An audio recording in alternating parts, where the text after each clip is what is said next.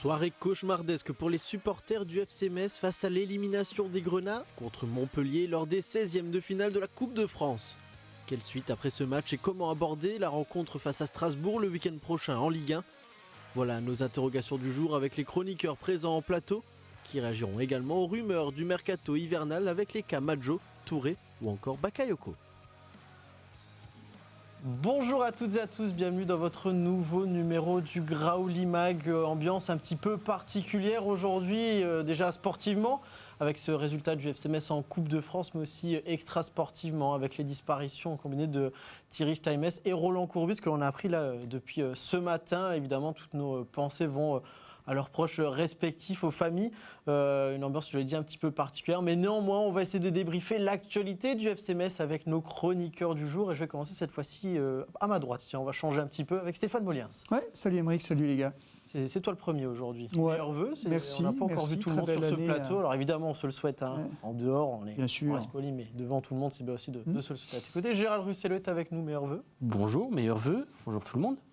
Et puis face à vous, il est seul, mais attention, c'est pas pour autant dire qu'il est moins bon. Hein. Bernard Zénier est avec nous. Meilleurs vœux, Bernard. Meilleurs vœux à tous. C'est à combienième rentrée du Graouli Mag sur une année civile là ? Pardon ? C'est à combienième rentrée sur le Graouli Mag ? Je sais pas là. Maintenant. Hein. Ça fait un moment déjà.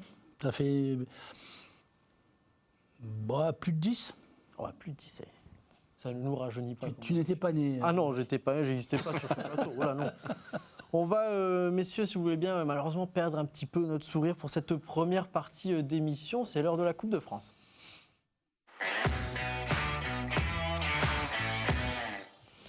Et oui, le Stade Saint-Symphorien a accueilli son premier match de l'année 2026, loin des meilleurs vœux malheureusement, parce que sportivement, rien n'a été pour le FC Metz face à Montpellier, défaite 4-0. Et Stéphane, j'ai envie de dire des questionnements sans réponse. On ne comprend pas comment le FC Metz a pu autant couler. On essaie à chaque fois de se raccrocher au bon, à ce qui se fait de mieux. Là, il n'y a absolument rien à garder.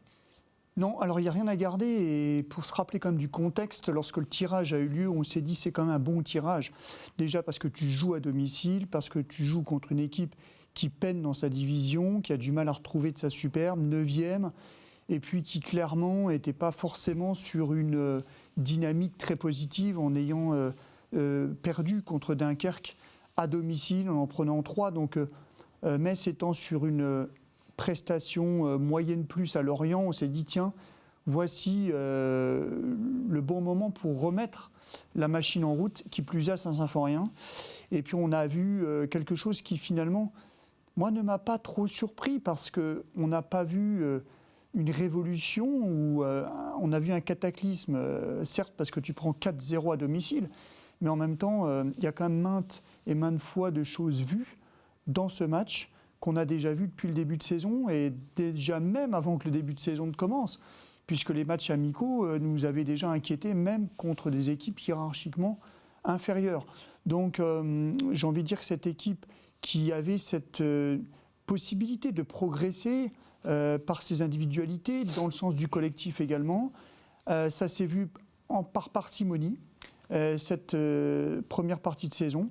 Mais force est de constater que tout est friable, tout est vulnérable, et que sur un match comme celui-ci, on a vu une équipe très, je veux dire, en dessous de ce que le niveau médian demandait d'avoir, que ce soit sur le plan défensif ou offensif, avec toujours les mêmes carences. Gérald, c'est peut-être ça le problème, c'est qu'en fait, finalement, au fond, cette prestation du FC Metz, elle ne nous surprend pas. Et c'est ça qui est triste. Alors, elle ne nous surprend pas, oui et non, parce qu'on attend quand même, ne serait-ce que techniquement, on en parlait en off, on attend quand même un peu plus de certains joueurs. Là, techniquement, il y a quand même des choses qu'on a vues qui, voilà, c'est quand même étonnant, quoi. Je veux dire, puis à chaque fois, tu y crois quand même, parce que tu arrives au stade, tu te dis, bon, ok, la coupe, c'est un peu le moment où tu peux montrer autre chose, peut-être même une autre façon de jouer. Alors, on dit toujours, c'est un match de coupe, donc faut gagner, quoi. Donc faut tout donner sur le terrain.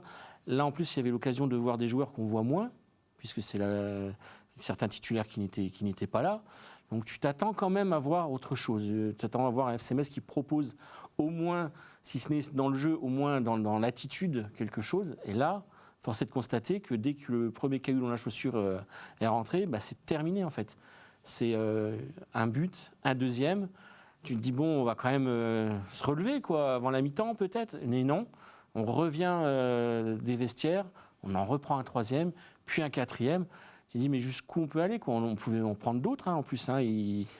On attendait le cinquième presque avec impatience pour se dire, bon, bah, tant qu'à faire, autant voir un but de Savanier de loin, parce que c'est un joueur qu'on aime bien quand même. Donc non, c'est incompréhensible, c'est frustrant, c'est énervant, c'est fatigant. Et surtout, il y a de quoi être pessimiste pour la suite de la saison, je pense. Ben là, c'est vrai que c'est une phrase que l'on entend beaucoup quand on est joueur de football, quand on est dans les médias, quand on parle aux joueurs, c'est voilà, il faut se réfugier dans le travail. Mais là, quand on voit ce match-là, on a du mal à comprendre, c'est ce que disait Stéphane. En fait, on revoit encore les mêmes choses. Les 2 premiers buts, c'est des cadeaux. Les 2 suivants, c'est une désorganisation totale, un manque d'application, un manque d'agressivité, un manque d'envie. C'est un truc qui ne se règle pas semaine après semaine. Moi, je pense qu'il ne faut pas arrêter de... Enfin, je ne dis pas qu'on se voile la face, mais c'est une équipe. Bon, là, c'est un match de coupe. On joue, tu l'as dit tout à l'heure, il joue contre le 9e de Ligue 2 qui est à la peine un petit peu. Bon, mais qui est en milieu de tableau de Ligue 2. Moi, je l'ai déjà dit en début de saison, pour moi, cette équipe-là, elle n'a pas le niveau de la Ligue 1. Alors là, c'est un match de coupe, c'est différent, mais elle n'a pas mis les ingrédients qu'il fallait dans un match de coupe, comme tu le dis, où il faut se qualifier. On ne voit pas... Alors, on peut prendre un but. Alors, le FC Metz a le chic pour se mettre une balle dans le pied directement au bout de 5 minutes et régulièrement le faire, parce que régulièrement, les buts que les adversaires peuvent marquer sont quasiment des buts qu'on leur donne. Donc on n'arrête pas de dire « Ah oui, mais il faut apprendre ». Mais les gars, ça fait... vous allez apprendre combien de temps ? Vous ne pouvez pas apprendre, c'est bon. Quand on est dernier, on n'apprend plus là, à ce moment-là. Donc, pour revenir, pour moi, c'est une équipe qui... Et ça me désole de dire ça, mais je suis très très inquiet pour la suite de la saison. Parce que dans le match d'hier, on peut être mauvais. Tout le monde peut être mauvais, le meilleur joueur du monde peut être mauvais, techniquement, rater des trucs, rater des passes, rater des frappes, je sais pas quoi, rater des dribbles. Mais dans l'état d'esprit, dans la volonté de se battre pour pas justement mourir, on voit rien, il se passe rien. Mais il y a eu, alors, dans la saison, les 3 matchs gagnés, coup sur coup, là, qui ont fait un petit peu illusion, mais il ne se passe jamais rien. Cette équipe-là, elle n'a jamais de réaction. Elle n'a pas de réaction mentale. Le FC Metz, il ne peut pas lutter, je veux dire, à armes égales avec PSG au niveau de la qualité de l'effectif. Mais si au niveau du mental, il ne se passe rien, ben on voit des matchs comme on a vu hier. Et ne serait-ce que le début du match, c'est-à-dire qu'en fait, tu joues chez toi contre une équipe de Ligue 2. Moi, je m'attendais à ce qu'on mette une grosse pression. Un contre-pressing important d'entrée. Pendant au moins les 20 premières minutes, avoir un gros moment et prendre le temps, et prendre le temps, on va dire ensuite de gérer certainement un avantage, parce que je suis convaincu que c'est friable comme toutes les équipes de Ligue 2, qu'on leur met une pression un peu devant. Mais là, c'est la façon d'aborder la rencontre qui, moi, me gêne le plus. Mais regarde, déjà, tu prends un but au bout de 5 minutes. Mais ça peut arriver, à la limite, ça peut arriver de prendre un but dans les premiers instants du match. Mais elle est où la réaction ? Tout de suite. Il n'y a pas de réaction. Il n'y a jamais eu de réaction. Et tu te retires une deuxième balle sur le deuxième but. Donc là, il faut en mettre 3 pour éventuellement gagner, ou il faut que tu en mettes 2 pour aller au penalty, enfin, au tir au but. Je veux dire, tu te tues tout seul. Voilà. Mais la réaction mentale, il n'y en a pas. Elle n'existe pas dans cette équipe-là. C'est ce qui est le plus inquiétant. Pour parler tactique, par rapport à ce que tu dis, Stéphane, il y a eu 1 ou 2 phases où tu avais 2-3 joueurs devant qui faisaient le pressing, mais toute l'équipe ne monte pas. Donc tu as une équipe qui joue scindée en 2, encore une fois, et dès que la défense de Montpellier avait passé les 2-3 joueurs qui font le pressing, elle se retrouvait au milieu de terrain avec un boulevard, quoi, avec des joueurs qui avaient une totale liberté, et c'est ça le problème, c'est que si tu veux jouer un pressing, il faut que toute l'équipe monte, il faut vraiment que tout le monde joue ensemble, ce qui n'est pas le cas à Metz. Et sur les statistiques, on le voit, on va les regarder justement si vous le voulez bien. La possession, 68% pour le FC Metz contre 32% pour Montpellier, 14 tirs à 11, 607 passes à 280. En fait, Bernard, ce qu'on se rend compte là, c'est qu'en fait, le ballon, t'en fais rien. Et il n'y a pas un moment dans le match où tu as l'impression que ça reste là, tu parles de possession. La possession. Mais même au niveau des passes. Non, mais attends. La possession, c'est les 2 défenseurs centraux ou les 4 défenseurs de Metz qui ont le ballon, qui se font des passes. Et tu as Montpellier qui se remet dans son camp et qui les regarde. Et ils se font 400 passes dans leur camp. Dis-moi à quoi ça sert. Que tu aies la maîtrise du jeu et que tu apportes le ballon et que tu sois dangereux dans le camp adverse après, que tu aies la maîtrise pour ça, d'accord. Mais avoir la maîtrise pour que ce soit, à la limite, les 4 défenseurs messins qui se font des passes pendant 1h30, à quoi ça sert? T'es à 4-0, t'es à 0-4. T'es pas à 4-0, t'es à 0-4. Donc la possession, c'est... Voilà, les stats, tu leur fais dire ce que tu veux aux stats. Voilà. Oui, totalement, on est d'accord. Mais c'est justement pour montrer le fait que ce ballon, en fait, aujourd'hui, tu n'en fais rien et que c'est pas comme ça que tu T'en fais rien. T'en fais rien et t'arrives pas à l'amener dans le but adverse en étant dangereux. Parce que si tu sais, c'est pour balancer des ballons et qu'ils soient accueillis par le gardien ou par les défenseurs qui de la tête te les renvoient, ça sert à rien non plus. Mais voilà, t'as la possession stérile. T'as raison, c'est les statistiques et en même temps, je pense qu'il y a quelque chose qu'on remarque quand même depuis le début de saison, c'est que défensivement, dès lors que l'équipe adverse attaque, on est très très souvent en difficulté. C'est-à-dire qu'on ne sent pas véritablement de solidité qui nous permettrait de dire « mais venez les gars, nous on tient la baraque ». Et en fait, on ne l'a pas. Et en revanche, le contraire est juste aussi, à savoir que si on va vers l'avant, il nous faut quand même beaucoup d'occasions pour marquer. Et je trouve qu'on n'a pas beaucoup d'occasions. Et encore un match comme hier où tu es à domicile contre une équipe qui est hiérarchiquement inférieure, d'avoir si peu d'occasions de but, c'est quand même très inquiétant. Donc là, on peut se poser aussi la question du choix des hommes. On en reparlera certainement. Mais la vérité, c'est que parfois, tu n'as pas le choix du roi non plus. Et justement, on se dit, Gérald, que le FC Metz n'a pas le niveau de la Ligue 1, mais visiblement, on n'a pas le niveau de la Ligue 2 non plus, parce que là, c'est un club de Ligue 2 que le FC Metz a affronté, et on va le voir avec la composition d'équipe. T'as pas non plus tout changé dans ton équipe. Alors oui, Ousmane Ba a été dans les buts à la place de Jonathan Fischer, mais pour le reste, ce sont des titulaires habituels, hein, Kouao, Sané, Mboula, Ballo-Touré, Alpha Touré, Traoré, Mbaye, Aïn, Sitachvili, devant Iboussen en attendant le retour d'Habib Diallo. C'est une équipe qui a 10 joueurs sur 11 débute le championnat peut-être le week-end prochain, quoi. Alors après, est-ce que certains étaient, on va dire, la tête ailleurs, au mercato, déjà en Angleterre, j'en sais rien. J'ai envie de dire, sur ce passage-là, c'est pas le problème du coach, comme il l'a dit en conférence de presse, c'est que là, tu as un impératif sportif, c'est à ça que tu dois avoir la tête. Et là, cette équipe-là, si elle n'est pas capable de gagner contre le 9e de Ligue 2, compliqué de les voir se maintenir en fin de saison en Ligue 1. Si tu voulais savoir quel est ton niveau actuel, comme tu es dernier, tu ne peux pas vraiment savoir, bah, tu te rends compte que face au 9e de Ligue 2, tu te prends une valise, quoi. Donc, je ne sais pas où est-ce qu'on peut trouver de l'espoir pour la suite de la saison, même si on n'est pas décroché complètement. Effectivement, avec cette attitude et avec ce niveau affiché, malgré les noms, bah, je suis désolé, on y va tout droit, encore une fois. Il faut juste espérer que dans les prochains matchs de championnat, il n'ait pas cette attitude-là, je te disais, mentale, qui vont se battre dans les prochains matchs. Parce que si c'est pour faire des matchs sur un rythme comme ça, et avec cette mentalité-là, tu vas prendre des volets partout. Alors c'est possible qu'ils aient égalvolé le match. Alors d'hier c'est possible, moi, ce serait triste, rien. Quand même. Ce serait bizarre, c'était pas la volonté du coach en tout cas. Non.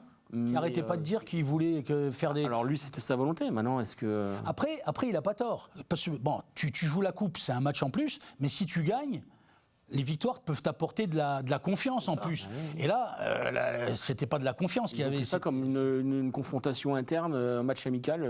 Je sais pas, mais c'était assez quand même significatif dans le manque de volonté et d'implication. Le manque de volonté qui se traduit, à mon sens, par deux choses. La première, c'est que tu manques d'impact physique dans le duel.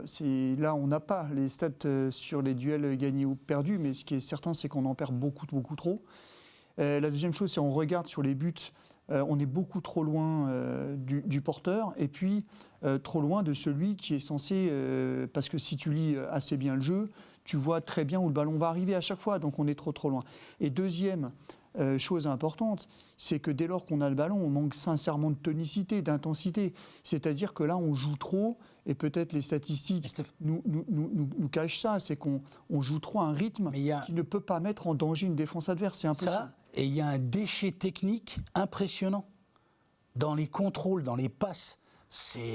À ce niveau-là, ça ne devrait pas exister.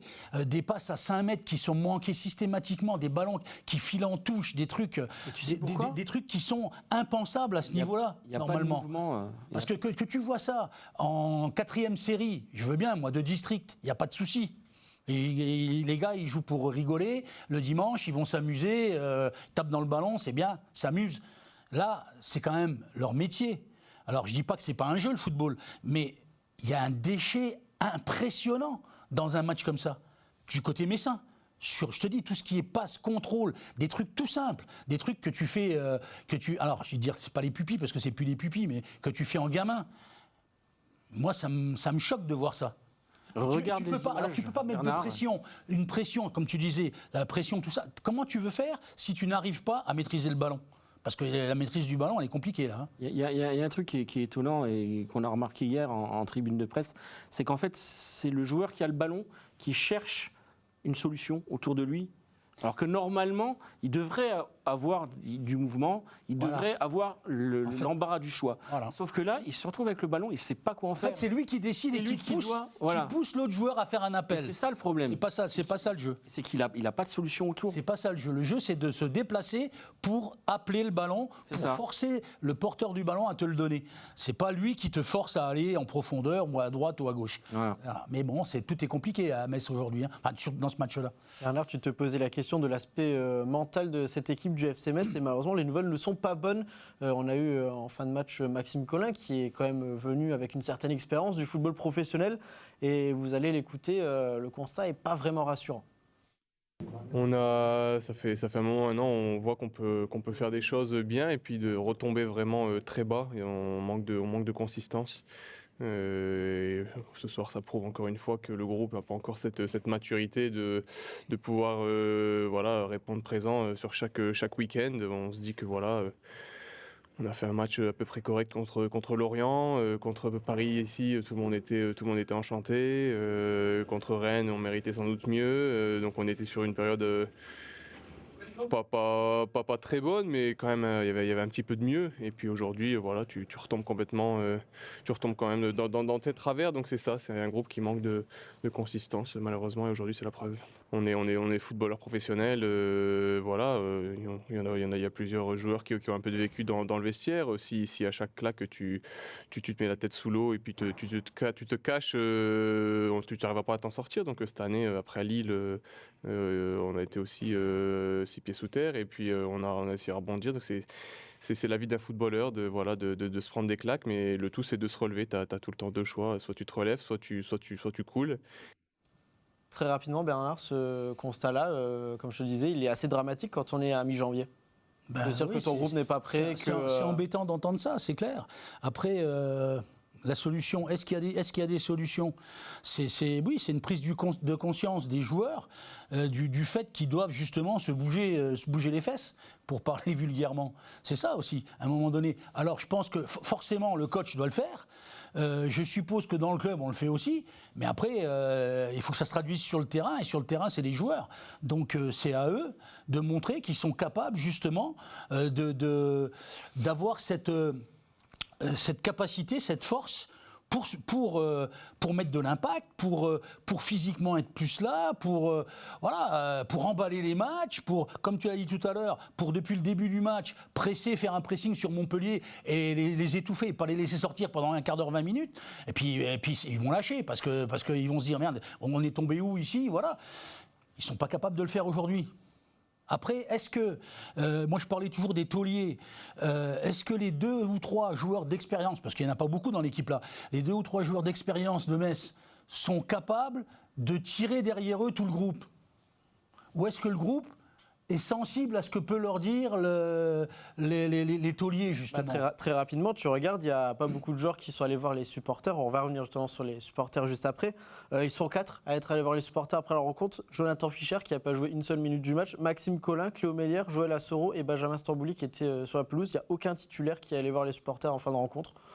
Donc il y a ça aussi, que tu sois frustré, et c'est compréhensible. Bon, après, on va les excuser en disant qu'ils étaient frustrés et qu'ils étaient vraiment honteux d'avoir fait un match comme ça. Les supporters étaient frustrés aussi d'être venus au stade et n'ont pas demandé à voir ce qui s'est passé ce week-end. Donc après, voilà. C'est pour ça que je te dis, est-ce que la majeure partie du groupe entend ce que leur disent les tauliers? Je ne suis pas certain, moi. En tout cas, les supporters qui étaient un peu plus de 7000, si je ne me trompe pas, à être venus voir ce match de Coupe de France, Eh bien, les messages sont tombés depuis les tribunes. Mouiller le maillot, évidemment, entre autres, mais surtout, ils ont demandé la démission notamment de Stéphane Lemignan, l'entraîneur du club, et de Bernard Serin, le président. Stéphane, il semble loin ce mois de juin où le FC Metz allait s'imposer à Reims, où il y avait une liesse populaire. Malheureusement, à chaque fois, on a envie d'espérer que la saison de Ligue 1, même si elle sera compliquée quoi qu'il arrive, change un petit peu des autres. Là, encore une fois, on a remis une pièce dans le fameux jukebox et c'est la même histoire encore et encore. C'est très compliqué d'être un supporter du FC Metz. Très compliqué parce que c'est l'ascenseur émotionnel pratiquement tout le temps et qu'on aimerait un peu de stabilité. Évidemment, stabilité à haut niveau, en Ligue 1. On en parlait en off avec Bernard, je pense qu'il y a des valeurs, mais au FC Metz comme ailleurs de toute façon, mais il y a des valeurs qu'il ne faut absolument pas bafouer. Et si on n'arrive pas à bien jouer au ballon, si on fait des erreurs, si on se trompe par moment, la seule chose qu'il faut au moins garder, c'est le cœur, la détermination, l'enthousiasme, d'être content, d'être là, de représenter aussi les valeurs fondamentales qui ont fait le FC Metz depuis des décennies, être respectueux, je dirais, même pas de l'adversaire, mais en tout cas des gens qui viennent de la culture grenat. Et je pense que sur un match comme celui-ci, comme on l'a vu aussi à Lille, ou peut-être encore une fois, et je le répète, en début de saison, sur quelques matchs, je pense qu'il y a certaines valeurs qui ne sont pas respectées. Et je trouve que ça, c'est plus que... On est un petit peu cette fibre, un petit peu aussi comme à Lens. C'est-à-dire que si on n'est pas très bon, au moins si on y met du cœur, les gens seront un petit peu plus indulgents. Là, t'en prends 4, t'en marques pas, et puis surtout, on n'a pas le sentiment qu'il y a une révolte. À un moment, il y a une espèce d'orgueil qui se crée de manière collective. Donc ça, c'est beaucoup plus gênant, et les réactions des supporters sont assez classiques et normales, parce qu'on cherche évidemment des coupables à tout ça. Je crois que, et Gauthier Hein, pour le coup, il a raison, les coupables doivent être à tous les niveaux. C'est difficile d'en prendre un et dire c'est toi le coupable. Non, je pense que tout le monde doit se retrousser les manches et d'ores et déjà se concentrer pour le prochain match à Strasbourg et de se dire on y va, mais au moins on ne regrettera rien. Parce que le pire, en fait, qui existe dans le sport, et dans le sport de haut niveau, c'est de sortir d'un match, d'une confrontation, d'une course, en se disant « j'ai pas tout donné ». J'ai pas eu le temps de vous le présenter encore aujourd'hui. Nathan est avec nous, évidemment, c'est notre nouvelle voix off depuis le début de la saison. On le disait, les supporters ont demandé la démission de Stéphane Lemignan et de Bernard Serin. Stéphane Lemignan en a parlé en conférence de presse plus ou moins directement. Ouais, bonjour Aymeric, bonjour tout le monde. Effectivement, Stéphane Lemignan est revenu indirectement sur les chants des supporters en conf de presse d'après-match. Je vous le cite, « C'est difficile à vivre, comme pour les supporters. Je les comprends, j'ai les responsabilités de l'équipe et c'est à moi de faire en sorte que mes joueurs n'abordent pas le match de cette manière. » C'est vrai qu'on le voit, les discours sont encore assez friables. Gérald, on comprend évidemment la déception. On ne doute pas du fond de Stéphane Lemignan, évidemment. Tu demandais tout à l'heure, Bernard, ce que donnaient les tauliers de cette équipe. Eh bien, Gauthier, on ne l'a pas vu après le match, on ne l'a pas vu en zone mixte. Il a, lui, partagé un message sur les réseaux sociaux. Je vais citer quelques passages. « Indigne du blason, la situation ne concerne pas uniquement les joueurs. Je ressentais de la honte, de la rage. Il n'y a pas de discours magique, seul le travail compte. » Est-ce que c'est la bonne façon de s'exprimer pour toi, Gérald, ou non? C'est vrai qu'il fallait l'entendre, c'est bien de l'avoir entendu. Tu aurais peut-être préféré autrement, je ne sais pas. Alors je vais revenir sur cette question. Je voudrais juste revenir sur ce qu'on disait avant, parce qu'on parle beaucoup de l'équipe et du jeu, mais je pense qu'effectivement, et là il a raison là-dessus sur ce qu'il dit, c'est que déjà avant le match, on sent une ambiance particulière. Depuis des jours et des jours, depuis que les places ont été mises en vente pour les abonnés, alors là ça... faut voir, il y avait personne hier au stade. Il y avait moins de 7000 personnes. C'est dramatique. Il y avait une ambiance délétère dès le début. Donc tu mets déjà pas ton équipe dans les bonnes conditions parce que, alors oui, je sais, on a besoin d'argent, c'est compliqué, c'est la FFF, c'est pas la même chose, machin. Mais les années précédentes, quand il y avait un match en coupe, quand tu prenais ton abonnement, tu savais que tu avais au moins un match de coupe au minimum qui était inclus dedans. Bon, bah là, les supporters, on leur dit déjà à l'avance, non les gars, votre place, si vous la voulez, il faut payer. Je pense qu'à un moment donné, si tu veux vraiment un engouement populaire, surtout pour un match de Coupe de France face à Montpellier, tu agis autrement. Donc je pense que là, déjà, voilà, l'ambiance était déjà un petit peu... Mais ça, c'est une décision de la direction du club. Oui, mais c'est pour te dire qu'on parle beaucoup de l'équipe. mais la défaite, elle avait commencé déjà avant. Pour moi, elle a déjà commencé avant. Voilà. Et pour en revenir à Gauthier Hein, c'est humain. J'ai envie de te dire qu'à la sortie du match, il est vexé, il est honteux. On a déjà vu pas mal de clichés cette saison, pas au FC Metz, mais dans d'autres clubs où tu vois des joueurs après une défaite tout sourire dans les couloirs et tout. Ça aussi, ça passerait pas. C'est difficile de lui en vouloir. Je lui en veux plus, par contre, de ne pas être capable, pendant le match, de galvaniser ses troupes et de montrer l'exemple. Plus que de ne pas aller se faire insulter pendant 10 minutes en bas de la tribune Est. Je veux dire, ça, à la limite, je peux le comprendre. Mais tu sais, tu peux l'excuser. Je l'ai dit tout à l'heure, peut-être que les autres ne sont pas réceptifs sur le terrain. Peut-être. Mais je veux dire, Jonathan Fischer, par exemple. Je pense qu'il n'y a pas grand monde de réceptifs dans cette équipe-là. Peut-être, mais ça, c'est un autre sujet, Bernard. On va en reparler. Mais moi, je pense que Jonathan Fischer, par exemple, il a le beau rôle aussi. Je l'aime bien, il est sympa. Mais c'est un peu facile aussi de paraître pour le héros quand tu t'es pris, je ne sais pas combien plus de 30 buts déjà depuis le début du championnat, et d'aller face aux supporters après un 4-0 où tu n'as pas joué. Oui, ok, c'est bien, ils l'ont fait, mais il faut aussi se mettre à la place des mecs qui sont rentrés la queue entre les jambes parce qu'ils savent qu'ils ont fait un match de merde, excusez-moi l'expression. Donc voilà, alors après, il s'est rattrapé, je pense que son texte, il est juste, il a raison de le dire, et je pense que si on lit entre les lignes, il nous fait bien comprendre qu'il a conscience des problèmes, et ce n'est pas que des problèmes de l'équipe, c'est un problème d'ensemble. Et c'est un peu les mêmes problèmes que Mathieu Hudol pointait l'année dernière avant de partir. Et c'est certainement pour ces raisons-là qu'il est parti à Lens et qu'il n'est pas resté une année de plus. C'est parce qu'il savait que ça allait arriver. Et on est en plein dedans là. La meilleure façon, de toute façon, de t'excuser, est-ce que le mot est bien utilisé, mais c'est certainement pas en écrivant ou en allant voir les supporters. La meilleure façon, c'est dès dimanche, à 17h15. C'est sur le terrain que tu l'as. À 17h15, et qui plus est dans un derby du Grand Est. Donc, je pense que la meilleure façon, c'est de préparer ce match-là, de bien se reposer, de laver les têtes, et puis d'aller chercher quelque chose à la méno. Après, tu as l'impression de ne pas te rater non plus. Justement, monsieur, parce que je pense que je pense qu'avec ce qui se passe en ce moment, l'équipe là, elle a plus vraiment de joker, si tu veux, joker par rapport au public. Parce que autant le public messin, quand il voit que tu te bouges, que tu fais les efforts, tu peux perdre, il est indulgent, et ça, c'est pas le souci.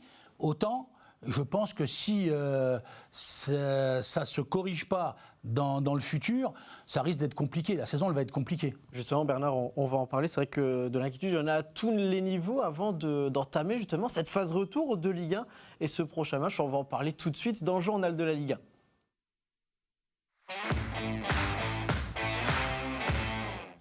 Oui, parce que comme vous l'avez souligné, parce que voilà, on fait des transitions plus ou moins travaillées dans l'émission, il y a un derby face au Racing Club de Strasbourg. Ce sera ce dimanche 18 janvier à 15h.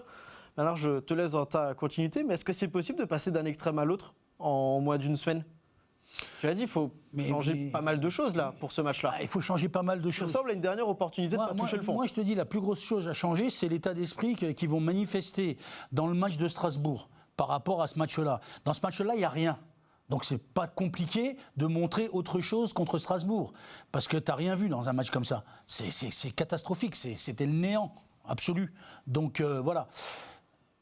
Est-ce qu'ils en seront capables ? Ils l'ont fait entre Lille et Lens. C'est pour ça. Est-ce que justement le groupe-là, il est réceptif à ce que peuvent leur dire les plus expérimentés ? Moi, j'en suis pas certain. Quand je vois le début de saison, la moitié de saison, parce qu'on a mi-saison, j'ai pas l'impression. Pas l'impression. Alors c'est un petit peu embêtant, parce que justement, dans une année de foot où ça ne va pas toujours bien, tu as des moments où tout rigole. C'est comme ça, tu sais pas pourquoi, tout fonctionne, tu marques des buts, tu gagnes et tout. Et puis et à l'inverse, tu as aussi des passages où rien ne va, où tu fais tout ce qu'il faut, tu fais même plus et ça ne va pas. Mais là, moi, j'ai l'impression que c'est surtout le mental qui leur fait défaut, même si c'est pas la meilleure équipe du championnat de France, footballistiquement parlant, mais que c'est le mental qui leur fait défaut et moi, ce qui m'inquiète, c'est que j'ai l'impression qu'il y a pas mal de gars qui ont lâché déjà, donc à 6 mois de la saison, c'est compliqué, et qui ont peut-être des envies d'ailleurs. J'en sais rien, parce qu'au football aujourd'hui, comme tu peux partir tous les 8 jours dans n'importe quel club partout dans le monde, donc est-ce qu'il y a... Parce que quand tu vois un match comme tu vois contre Montpellier, tu te demandes si les gars qui sont là, je dis pas qu'ils font exprès, je pense pas, mais qu'ils n'ont pas envie de jouer sur ce match-là. Et on a vu pendant que tu parlais les buts de Strasbourg qui s'est imposé face à Avranches, lui 6-0 en Coupe de France. Alors un score large qui permet de préparer un peu mieux ce match de championnat parce que tout n'est pas rose non plus en Ligue 1 pour Strasbourg. On va revenir justement sur les statistiques de la première partie de saison des Strasbourgeois qui sont 7e de Ligue 1 avec 24 points, 7 victoires, 3 nuls, 7 défaites, 26 buts inscrits, 21 buts encaissés. Le meilleur buteur Panicelli avec 10 réalisations. Le meilleur passeur, Valentin Barco, avec 4 passes. C'est vrai, Gérald, que la joie n'est pas forcément au rendez-vous en Ligue 1 pour Strasbourg, qui reste sur aucune victoire sur les 5 derniers matchs. On peut même pousser un petit peu, c'est une victoire sur les 7 derniers matchs. On est bien loin du hit de l'automne. On est loin du hit de l'automne, mais on sait très bien que le FC Metz aime relancer les équipes. C'est écrit, écoute-moi bien, c'est écrit mot pour mot. Le FC Metz aime relancer les équipes en mal de points. Voilà, donc... comme l'a dit Bernard, ça va dépendre de quel état d'esprit ils vont rentrer sur le terrain. Mais Strasbourg reste quand même une écurie bien supérieure à Metz à tout point de vue. Malheureusement, mais Gérald, toutes les écuries de la Ligue 1, ils sont supérieurs à Metz, t'es dernier. Oui, non, mais alors... Tu fais comment alors? Tu joues pas les matchs? Tu joues pas le championnat? Non, mais je suis d'accord, mais... Les équipes sont plus ou moins semblables à toi. Ouais, mais au-delà de l'aspect ça fait partie des équipes qui ne sont pas dans ton championnat, pour reprendre l'expression favorite. Il l'a placé, ça y est. Non, mais de toute façon, ça reste un derby. Le problème, c'est qu'à Metz, il y a combien de joueurs qui ont la fibre derby et la fibre messine? La culture du derby, je pense qu'il n'y en a pas beaucoup qui l'ont, puisqu'il n'y en a pas beaucoup qui ont dû jouer un derby Metz-Strasbourg dans leur vie. Là, il y a eu celui de la première journée. Voilà, peut-être un, c'est tout. Donc comment tu veux inculquer ça Gauthier a peut-être joué plus que ça. Oui, mais globalement, ils ont joué que celui du début de saison pour les nouveaux, quoi. Donc tu peux pas inculquer cette fibre. Il faut pas parler de derby de toute façon. Il faut juste parler d'un match où maintenant il faut se sauver. Là, c'est des matchs de Coupe de France. C'est des matchs de Coupe jusqu'à la fin de saison. Il va falloir les aborder autrement. C'est peut-être pas une bonne nouvelle si c'est des matchs de Coupe jusqu'à la fin de la saison. Le problème, c'est qu'il faut qu'ils jouent les matchs, mais le couteau entre les dents. Il faut plus qu'ils réfléchissent.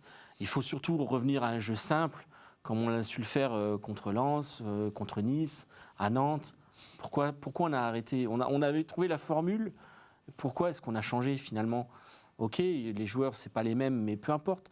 Tu refais la même façon de jouer avec les mêmes bonhommes, et puis tu trouves plus de verticalité. La verticalité que tu avais trouvée un petit peu, elle venait essentiellement de 2 garçons. Le premier, c'est Gbamin, parce qu'il a une capacité à bien jouer long. Et puis, tu avais Diallo en point de fixation devant. Exactement. Voilà. Là, le problème, quand tu n'as pas ces 2 garçons-là, tu te rends compte que tu es un peu à poil, quoi. Donc, tu essaies de ressortir, mais tu sors mal, tu te trompes souvent. Et puis surtout, par le manque d'intensité, le manque de tonicité, ce que je disais tout à l'heure, dans ton jeu de passe, tu te fais contrer trop vite et trop facilement. Donc, il faut trouver évidemment le juste équilibre. On en parlera certainement, et avec les collègues de jeudi aussi, sur le retour de Jean-Philippe Gbamin, qui ne sera pas un luxe, hein, clairement, mais qui sera une vraie nécessité. Mais tant que tu n'as pas aussi un second joueur devant, parce que tu te rends compte à quel point, finalement, ce mercato d'été a été compliqué pour trouver un attaquant, tu en as un qui part longtemps et trop longtemps à la CAN, et derrière, tu n'as plus personne. Donc, moi, la question que je me pose aujourd'hui, tactiquement, c'est est-ce que tu dois jouer sans attaquant? La véritable question, c'est parce que tu n'en as pas. Et j'aime pas tirer à boulet rouge sur un garçon, mais je pense que le petit Boussané, c'est pas son poste du tout. Il est meilleur quand il joue beaucoup plus de ballons. Là, devant, tout seul, c'est impossible. C'est ce que Stéphane Le Mignon avait essayé la saison dernière, de le faire jouer un cran, voire même 2 crans plus bas dans le milieu de terrain. C'est comme ça qu'il a joué à Nantes, et il a été plutôt bon. Moi, je me demande si ça vaut le coup de jouer avec un attaquant de pointe, parce qu'on n'en a pas. Et puis, peut-être l'actualité nous montrera aussi qu'on en a de moins en moins. Très rapidement, l'actualité, Bernard, c'est peut-être que ça ne va pas forcément vous réconcilier avec le football après ce qui s'est passé ces dernières heures. Mais c'est vrai qu'on s'était dit qu'il y avait peut-être un tournant dans cette saison, c'est faire une série déjà de résultats sans défaite. Malheureusement, c'est raté.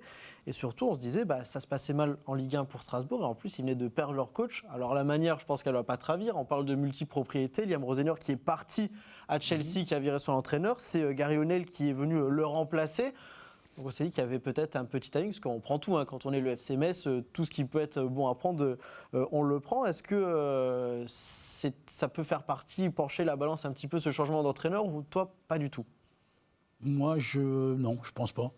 Je pense pas que ça ait une réelle incidence, je sais pas. Je crois Par contre, sur le papier, voir partir ton entraîneur en milieu de saison alors que ça se passait plutôt bien pour ça, on est un petit peu dégoûté. Si tu as 3 joueurs qui partent et 3 joueurs importants de ton 11, peut-être, mais là, l'entraîneur, quoi qu'il puisse faire, ton entraîneur, il joue pas.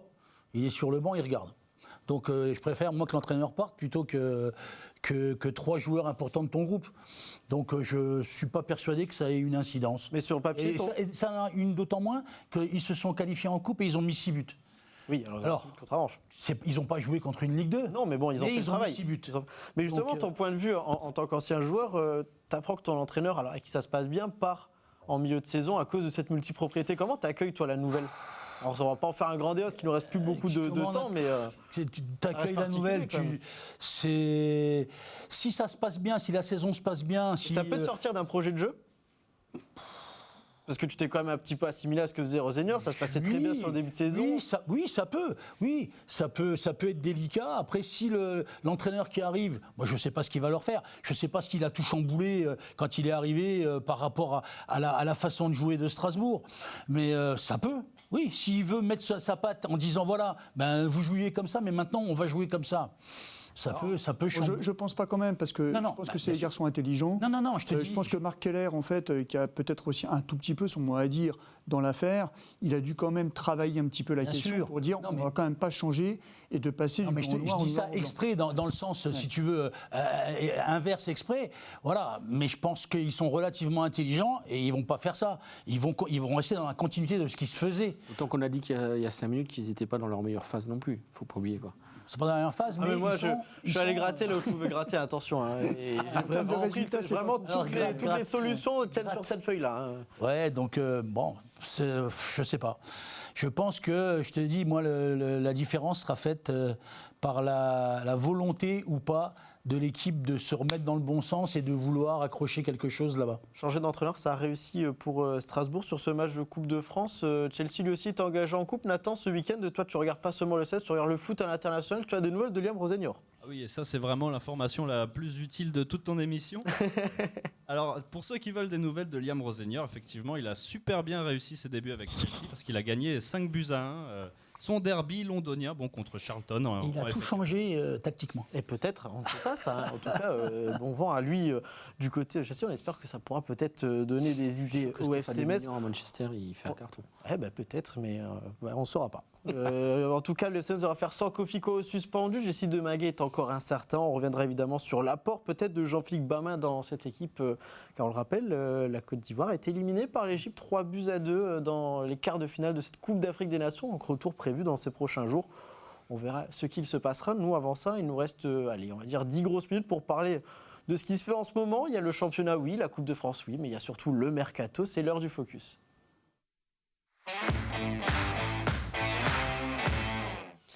Et breaking news, comme on a envie de dire, on prend ce qu'on avait prévu et on le change un petit peu. On parlait évidemment de ce qui était une rumeur à la sortie du dernier Graouli Mag à peu de temps près. On était en direct sur Twitch, malheureusement, c'est juste après qu'on a appris que Brian Maggio allait potentiellement s'envoler vers Aston Villa.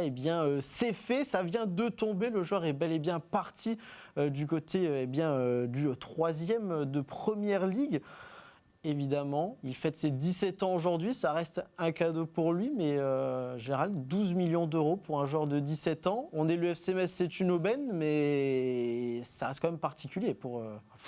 Je ne sais même pas quoi dire. Je pense que c'est la... Dépité. Non, pas dépité. Alors, moi, je trouve que c'est bravo, quoi. À 12 millions, il a joué quoi 3 minutes. 3 minutes par-ci. J'exagère. Non, mais il n'a rien prouvé à Metz.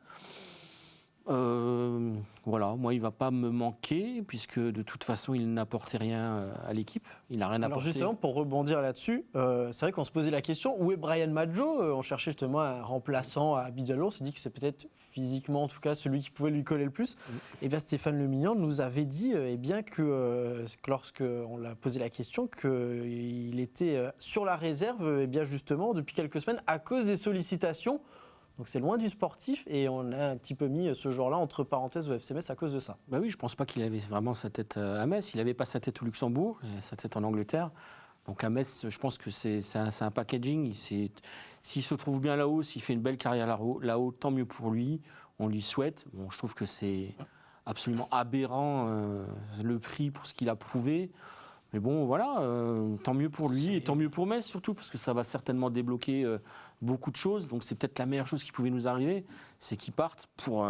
Déjà, 12 millions d'euros, tu combles les 5 millions qui te manquaient sur cette saison-là. Voilà. Peut-être que tu peux les investir. Alors, évidemment, on se doute que si tu enlèves 5, ça fait 7 millions, tu vas pas investir les 7 dans le mercato, parce que ça se passe pas comme ça malheureusement dans les comptes. Mais peut-être que tu vas pouvoir changer 2-3 choses. Nathan, 12 millions d'euros, c'est un prix aberrant d'après Gérald, est-ce qu'on peut comprendre certes, mais ça reste quand même aux portes du top 5 des meilleures ventes du FC Metz. Ah, évidemment, ouais, ça placerait Maggio aux portes du top 5, comme tu l'as dit. Des ventes records avec Mikotadze une deuxième fois, Ismail Assar, Pape Matarsar et enfin Lamine Camara. Et juste devant, Boubacar Traoré, ça c'est pour la petite anecdote qui était vendue. Mais c'est des joueurs qui ont fait leurs preuves à Metz. Même si c'était très court, Ismail Assar, il a fait ses preuves. Voilà, là, c'est vrai qu'on l'a dit, c'est bien 157 ou 154 C'est super bien vendu, minutes. ouais. Ah bah, c'est la vente du c'est pas siècle. tous les jours que tu arrives à faire ça. On va passer à cette deuxième rumeur. Alors, elle n'est pas officielle pour le moment, mais on en a entendu parler aussi. Alpha Touré qui pourrait également prendre l'avion direction l'Angleterre. West Ham serait sur le coup avec d'autres clubs. Un prix assez étonnant, peut-être 7 millions d'euros, Stéphane. On a un peu l'impression que les prix ne veulent plus dire grand-chose. Oui, alors c'est un petit peu plus étonnant encore, d'autant plus au regard du match qu'il fait hier. Mais ouais, puis en plus c'est un garçon qui, moi je l'ai vu taper une fois du pied droit dans sa carrière pour l'instant. Et bravo à lui, c'était le match qu'il fait à Reims en barrage et il marque du pied droit. Mais encore hier, en fait, c'est un garçon qui est incapable de faire une passe du pied droit. Donc moi, je suis un peu surpris en fait de cette exclusivité pour un joueur de Ligue 1 et qui pourrait être amené à s'envoler en Angleterre. Maintenant, on est dans quelque chose qui nous dépasse, je pense notamment avec le football anglais aujourd'hui. Et c'est difficile de commenter tout ça, d'autant plus que ça reste des rumeurs. Moi, je reviens juste sur le cas Maggio 2 secondes, c'est que je me dis que au-delà du fait qu'il s'en aille, moi, je crois que c'est surtout tout l'entourage en fait, du joueur. Parce qu'à 16 ans et demi, 17 ans, je ne suis pas complètement sûr qu'on soit complètement conscient de sa valeur marchande, de ce qu'on représente sur un terrain, pas un terrain, etc. Là, ce qu'on lui souhaite, c'est évidemment de réussir. Dans un transfert, de toute façon, il faut que les 3 parties soient d'accord. Donc si les 3 parties étaient d'accord, bon ben voilà, tant mieux. Ce qui est juste, encore une fois, difficile à accepter pour le FC Metz, c'est qu'un garçon qui aurait pu être en progression et devenir un second d'Habib Diallo, eh bien s'en va, et qu'aujourd'hui, on n'a pas de second d'Habib Diallo. Et moi, ça, c'est sur le plan de l'effectif et de l'équipe, ça m'embête davantage. D'après Stéphane Le Mignan, chaque départ sera, on l'espère en tout cas, comblé par une arrivée. En tout cas, c'est son désir, lui, qui veut tout de même tenter de garder un groupe compétitif très rapidement. Pour venir sur Alpha Touré, on est étonné peut-être de ce prix et de l'apport du joueur. Et pourtant, Nathan, ce n'est pas le dernier joueur de l'effectif de Stéphane Le Mignan. Je trouve la statistique assez dingue. C'est vrai qu'il a participé à absolument tous les matchs de Metz cette saison. Tous les matchs Ligue 1, Coupe de France confondus. Bernard, c'est vrai que on s'est toujours posé la question de ce milieu de terrain. C'est quand même un joueur qui est passé devant dans la hiérarchie, devant Benjamin Stambouli par exemple. Là, Gelsi Demagué était blessé, mais c'est soit lui qui est titulaire. Il était pendant cette série de 3 bons matchs aussi, mais il a joué tous les matchs. Malgré tout. Voilà, moi je dis toujours ça, on n'est pas tous les jours à l'entraînement, le coach le voit. Si dans la hiérarchie il est passé devant certains, c'est que aux yeux de l'entraîneur, il le mérite. Voilà. Et je vois pas pourquoi, je dis tout le temps, l'entraîneur ne tire pas une balle dans le pied, il ne fait pas jouer les plus mauvais. Mais on reste quand même surpris parce que là, les derniers matchs, prenons l'exemple par exemple de Boubacar Traoré dont on a déjà parlé dans l'émission, on ne va pas dire en ce moment, alors si à l'entraînement ça se passe bien, tant mieux. Mais là, en match, force est de constater qu'on est quand même assez surpris de se rendre compte qu'il y a Benjamin Stambouli encore sur le banc quand on voit les dernières prestations, d'autant celle de ce match-là. Ouais. Il est rentré à l'heure de jeu, je crois. Oui, donc il y a peut-être, je sais pas, il y a peut-être autre chose avec Stambouli, j'en sais rien. Je sais pas.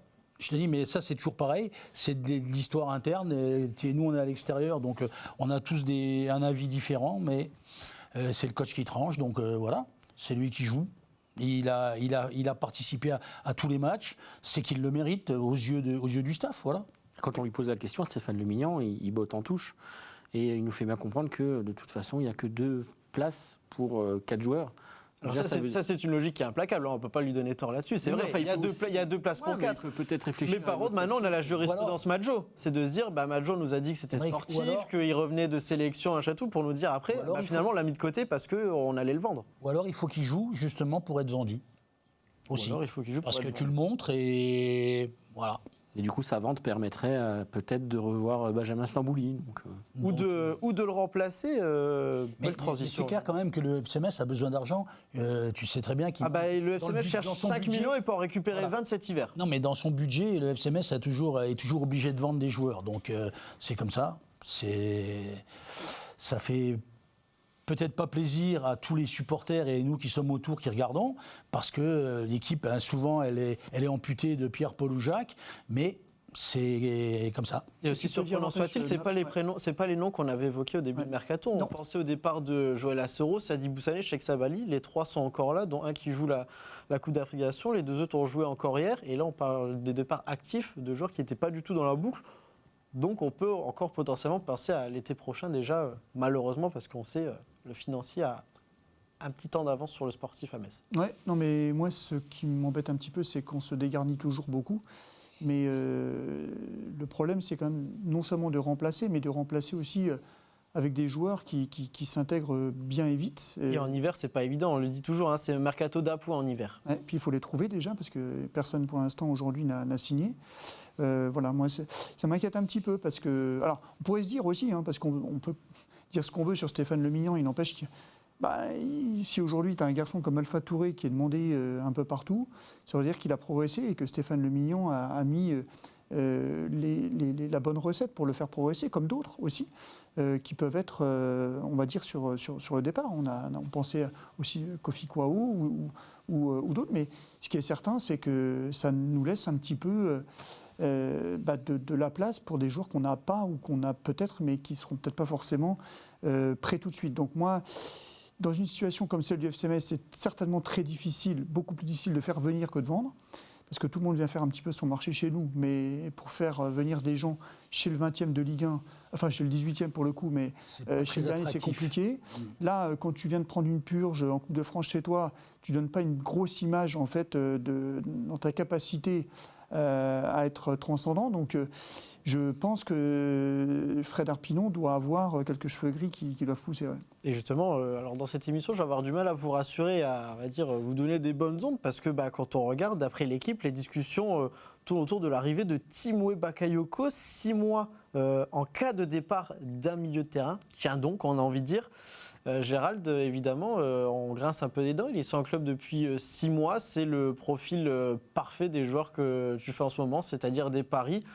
Et là, certains parlent de mercenaires pour les uns parce qu'il ne viendrait que 6 mois. Peut-être une opportunité pour les autres, qu'il a un gros CV, même s'il ne joue plus beaucoup. Quand tu vois, c'est du très court terme que fait le FCMS, malheureusement, surtout en mercato d'hiver, parce qu'il n'a pas trop le choix. Malheureusement, oui, si c'est tout ce qu'on est capable de faire comme profil, allons-y gaiement, en cherchant bien. Il y en a peut-être même d'autres, des pré-retraités qui ont peut-être envie d'avoir un dernier challenge. Non, mais bon, voilà. Voilà, je ne sais même pas quoi dire, parce que c'est des joueurs qui débarquent de nulle part. On parlait de Romain Fèvre aussi. Ça, visiblement, il ira ailleurs. Voilà, mais ça aurait pu être, par contre, un joueur un peu plus... peut-être Bounassar qui va arriver, mais encore une fois... c'est pareil, ça fait un moment Bounassar, c'est pas un attaquant, il ne va pas vous marquer des buts. Non, et puis là non plus, c'est un milieu de terrain. Mais là, on parle pareil de recrue, c'est le même profil, c'est quelqu'un qui n'a pas joué depuis... qui n'a pas joué depuis un moment. Oui, mais voilà, c'est que des profils comme ça, donc bon... Toi, tu as besoin d'acteurs qui jouent tout de suite et qui peuvent tout de suite s'inscrire dans le projet maintien de la saison, à défaut de s'inscrire un peu plus loin. Je me demande s'il n'y a pas quand même dans les clubs un peu plus huppés des joueurs de réserve qui sont 3e ou 4e dans la liste et qui Gérald, pourraient vouloir du temps de tout jeu. à l'heure, le classement du FCMS fait que le club n'est pas attractif. Un club de Ligue 1 reste attractif par rapport à n'importe quel joueur. Pour un joueur qui ne joue pas, mais il y a, donne un challenge. il y a peut-être des joueurs qui jouent pas, qui jouent pas. Je veux dire, dans des très bons clubs, ils préfèrent rester en se disant, ouais, ça peut tourner, ça peut changer, je peux peut-être m'intégrer, je peux prendre la place d'un autre. Je vais pas aller à Metz qui est dernier en Ligue 1 en France. Puis le salaire. Et aussi. Et voilà. Bon, en plus, je te parle Mais pas là, du salaire. attends les gars, on vient de vendre 12 millions à un jeune de 17 ans. On peut se payer un joueur quand même, non? C'est le fameux débat, c'est que les 12 millions, tu ne vas pas les réinvestir dans un joueur là Non, maintenant. mais Déjà, il faut que tu enlèves 5, ensuite, il faut que tu enlèves, parce qu'il y aura possiblement un nouveau salaire, que tu viennes combler peut-être déjà un petit peu ce qui va se passer l'année prochaine en disant je ne vais pas tout flamber maintenant parce que je vais encore avoir besoin d'argent l'année prochaine. Peu importe si tu restes en Liga ou non, il faut payer tout ce qui se passe d'habitude, Génération Foot, le centre de formation, les salaires de manière générale.